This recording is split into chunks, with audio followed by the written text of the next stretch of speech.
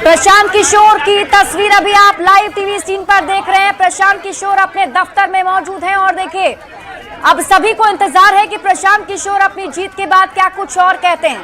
पहले ये मुखातिब हो चुके हैं मीडिया से, एक बार उन्होंने बयान दे दिया है, लेकिन फिर भी लोगों को इंतजार है कि अब जब जीत का सर्टिफिकेट लेने जाएंगे प्रशांत किशोर तो उससे पहले वो क्या कुछ कहते हैं। शांत होइएगा तब ना। अब सुनिए प्रशांत किशोर को जीत के बाद।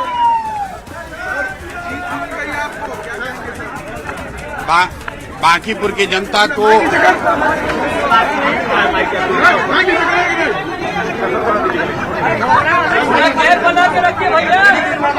तो बांकीपुर उपचुनाव में रिजल्ट अब देखिए साफ हो गया है। प्रशांत किशोर ने जीत दर्ज कर ली है और ये जीत भी एक अच्छे मार्जिन के साथ दर्ज हुई है। लगभग 18,000 वोट से प्रशांत किशोर जीते हैं और अब प्रशांत किशोर क्या कहते हैं इसी की उत्सुकता सभी को है। बांकीपुर की जनता को धन्यवाद दे रहे हैं, जिन लोगों ने जनसुराज पर और मुझ पर ये भरोसा व्यक्त किया है। उनको ये विश्वास दिलाना चाहते हैं कि अपनी ओर से हर वो संभव कोशिश करेंगे कि उनके जीवन में जो कुछ भी बेहतरी लाई जा सके वो किया जाएगा।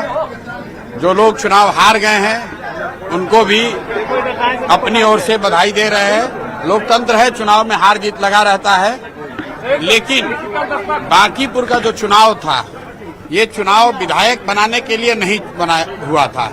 ये पहले दिन से हम लोग कह रहे थे कि बांकीपुर का चुनाव विधायक चुनने के लिए नहीं है। ये बिहार में भाजपा एनडीए की जो सरकार है उसका जो नेतृत्व है उस पर निर्णय लेने के लिए ये चुनाव हो रहा है। और बांकीपुर की जनता ने बड़ा स्पष्ट ये अपनी ओर से और बिहार के लोगों की ओर से ये मत दिया है कि भाजपा के केंद्रीय नेतृत्व को ये सोचना चाहिए, विचार करना चाहिए और बिहार के हित में, बिहार के बच्चों के हित में, बिहार में एक अच्छे व्यक्ति को, चरित्रवान और काबिल व्यक्ति को बिहार की कमान सौंपनी चाहिए। बिहार में हर हालत में शिक्षा हो, रोजगार हो, पलायन रुके, यही संदेश मैं इस जीत में देखता हूं। बिहार के लोग मोदी जी से, अमित शाह जी से, भाजपा के नेतृत्व से ये अपेक्षा रखते हैं कि आपको, एनडीए को, भाजपा को जो इतनी बड़ी जीत नवंबर में दी गई है उसके बाद आपकी ये जिम्मेवारी है कि बिहार में ध्वस्त हुई शिक्षा व्यवस्था को सुधारा जाए, बिहार के बच्चों के लिए रोजगार हो और हम लोग के बच्चों को 10-15 हजार रुपए के रोजी रोजगार के लिए बाहर न जाना पड़े। मोदी जी गुजरात की जितनी चिंता करते हैं, बांकीपुर की जनता ने जो अभी तक मोदी जी के ही वोटर रहे हैं, भाजपा के वोटर रहे हैं, कहीं न कहीं उन्होंने अपने मत के जरिए मोदी जी को ये संदेश दिया है कि हम लोगों ने भी आपको बनाने में कंधा लगाया है। अगर गुजरात से 25 एमपी जीत कर गए हैं तो बिहार से भी 30 से ज्यादा एमपी एनडीए के जीत कर गए हैं। अगर आप गुजरात की चिंता करते हैं तो ये समय आ गया है कि बिहार के लोगों की भी चिंता कीजिए। सिर्फ बिहार में 4 किलो अनाज और जाति के नाम पर वोट न मांगा जाए। बिहार के लोगों के लिए भी पढ़ाई रोजगार की बात हो, बिहार के बच्चों के लिए भी पलायन को रोकने की बात हो। बांकीपुर के ये का जो आज परिणाम आया है वो बिल्कुल स्पष्ट है। बिहार की जनता अपने बच्चों के लिए, बिहार के लिए विकास चाहती है और यही वजह है कि भाजपा आज से कुछ ही महीने पहले जिस सीट को करीब 60,000 मतों से, 58,000 मतों से वो जीते थे और जीतने वाले व्यक्ति को मोदी जी ने, भाजपा के नेतृत्व ने बिहार देश का अपने पार्टी का अध्यक्ष बनाया है, जो बिहार के लिए गौरव की बात है। बावजूद इसके उसी विधानसभा के क्षेत्र के लोगों ने अगर भाजपा को इतनी करारी हार दी है, इसका मतलब बिल्कुल साफ है कि जो नेतृत्व यहाँ पर भाजपा ने थोपा है सम्राट चौधरी का, वो बिहार के लोगों को स्वीकार्य नहीं है। हम लोग चाहते हैं कि बिहार में भी प्रोग्रेसिव थिंकिंग वाला, कोई बेहतर चरित्र वाला आदमी, कोई बेहतर काबिल आदमी बिहार का मुख्यमंत्री बने। कुशवाहा बनाना है तो कुशवाहा ही बनाइए, लेकिन किसी अच्छे आदमी को बनाइए जो बिहार में रोजगार ला सके, जो बिहार में बच्चों की पढ़ाई की व्यवस्था कर सके, जो बिहार में पलायन रोक सके।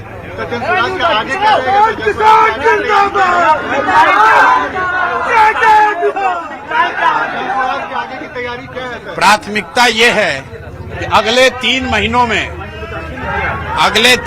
में बांकीपुर में आपको विजिबल चेंज दिखेगा, लेकिन उसके लिए आपको हमको 3 महीने का समय देना होगा और मेरी कोशिश होगी कि अगले 1-2 वर्षों में बांकीपुर को आदर्श विधानसभा के तौर पर रखा जाए, ताकि बिहार के जो 242 विधायक हैं उन पर भी लोकतांत्रिक दबाव बने कि एक चुना हुआ प्रतिनिधि अपने लोगों के लिए क्या कुछ कर सकता है।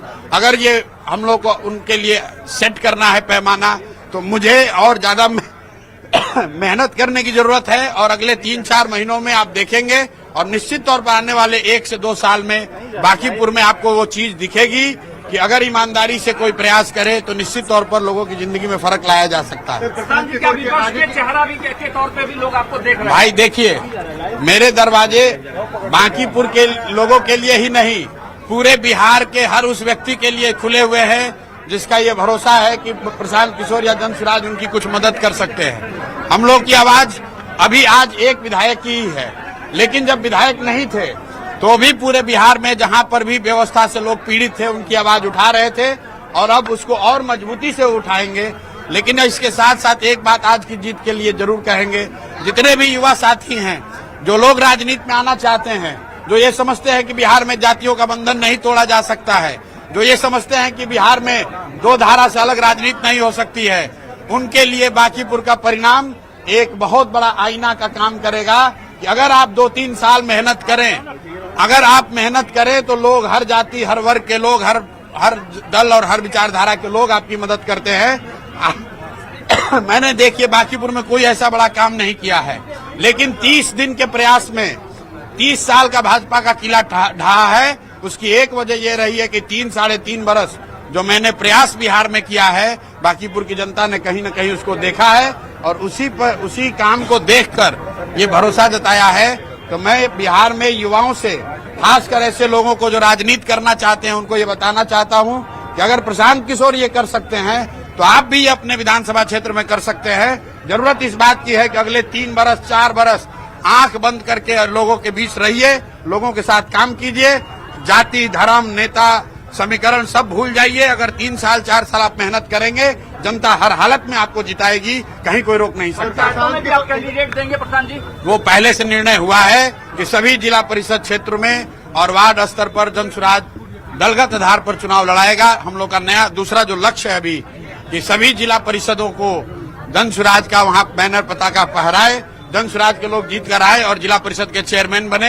ये पार्टी का लक्ष्य है।